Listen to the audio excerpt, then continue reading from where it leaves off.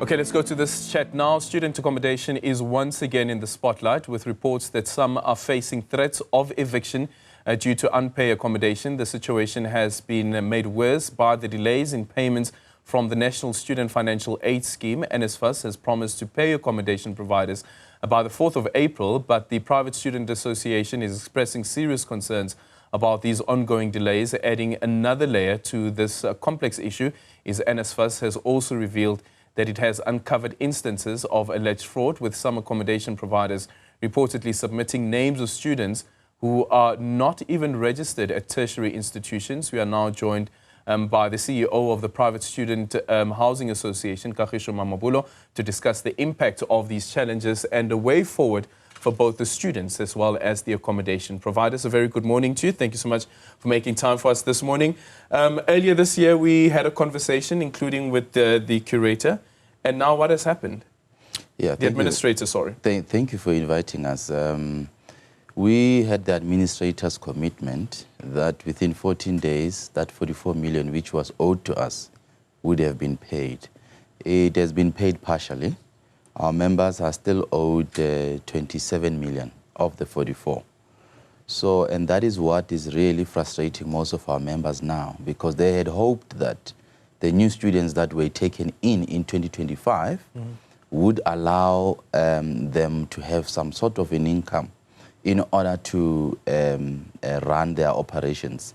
So the new delays that has been announced by NSFAS put a little bit of pressure on those members because they are already owed. Yeah. So that is what is actually putting pressure into the system. And some accommodation providers are looking at ways in which they can mitigate the shortage of income.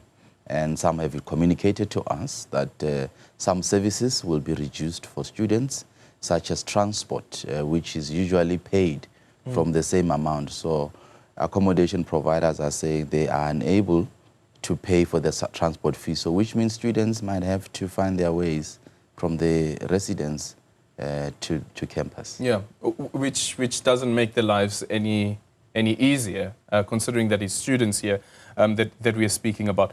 But is this the right route to go about it? Why aren't you guys taking them to court?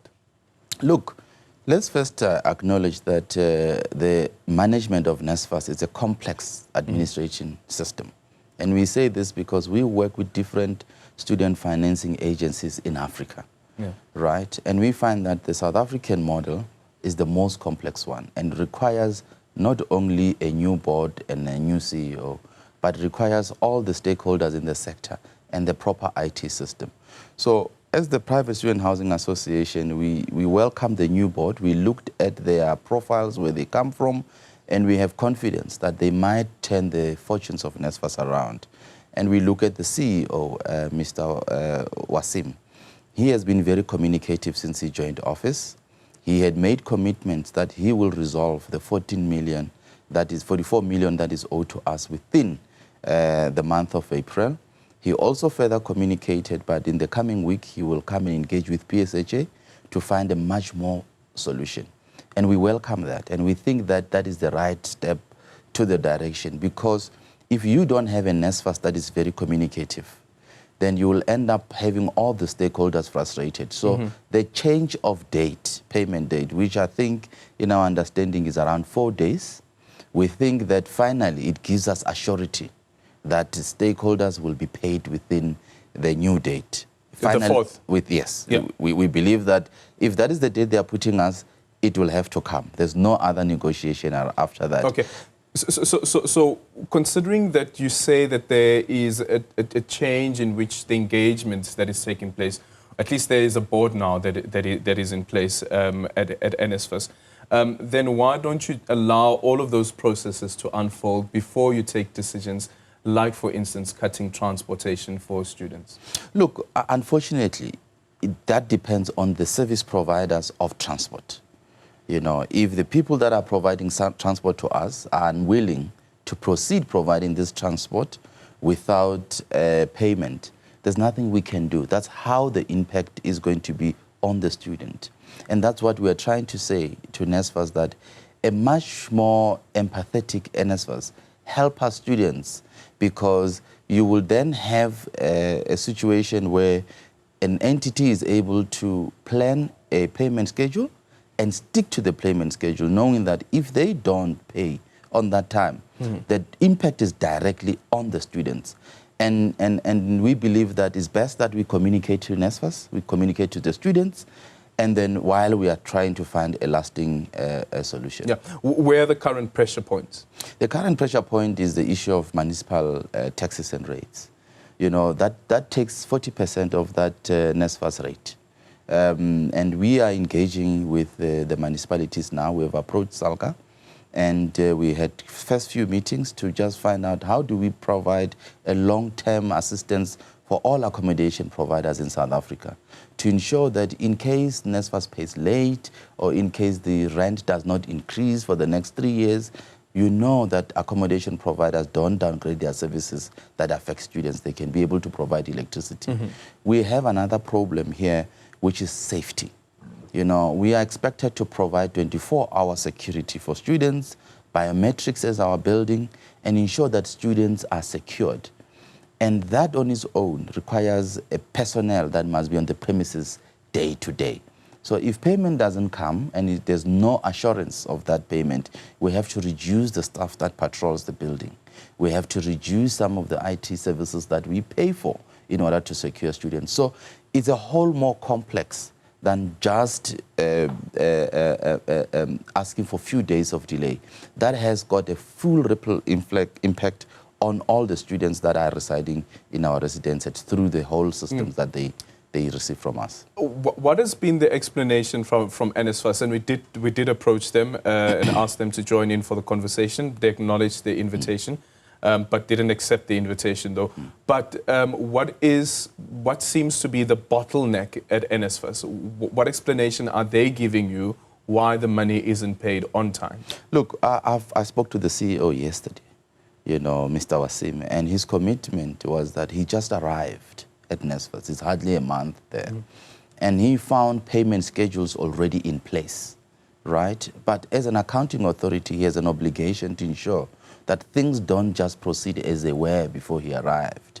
And he assured us that the 4 days that he had asked for us to give him, he will definitely pay for that. And we raised the issue of certainty in the sector.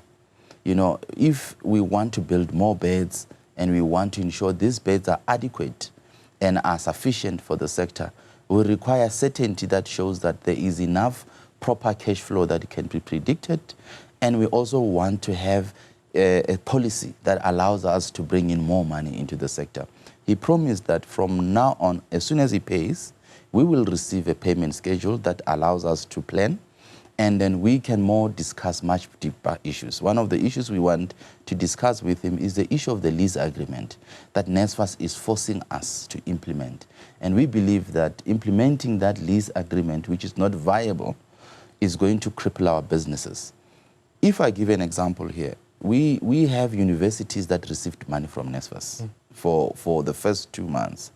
University of Pretoria is one of the universities that paid our landlords and paid them in advance.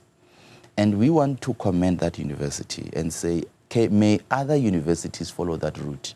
And may NSFAS abandon its experiment of centralizing accommodation and leave and give universities more powers to do it because it works, right? At the moment, our frustration is that NSFAS experimented the system, it failed, but they still rolled it out. So I don't know who would roll out a failed experiment. Yeah. So in our understanding, that experiment should still take another trial and allow us to be paid through universities. You will see students won't suffer.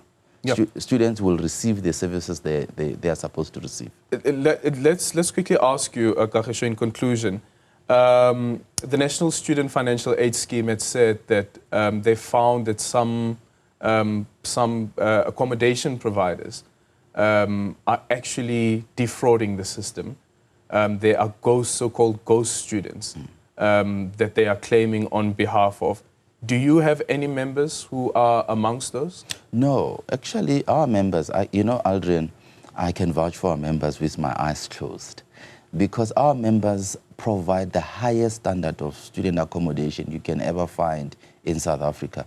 This is what we call the purpose-built student accommodation that are built specifically for those students. So we have a very tight system of accepting students in our process, in our buildings. So we don't have that. We don't have ghost students in our. Okay. Then let me ask you, what should happen to deal with aspects of ghost students or fraudulent claims being made against NSFAS? Because essentially it's going to affect the bottom line and what NSFAS has available. Look, I think NSFAS has a right to take those accommodation providers to task. I mean, the code of conduct is at the heart of what we do as private student housing association. We want members to uphold a certain ethical standard, and you can't be involved in fraud. We won't vouch for those members, and we want NSFAS to build even a much more tighter controls. But as the accommodation providers, we can build in our own system that ensures that all the students that comes through and that goes to NSFAS are the legitimate students in order to help NSFAS to pay us on time.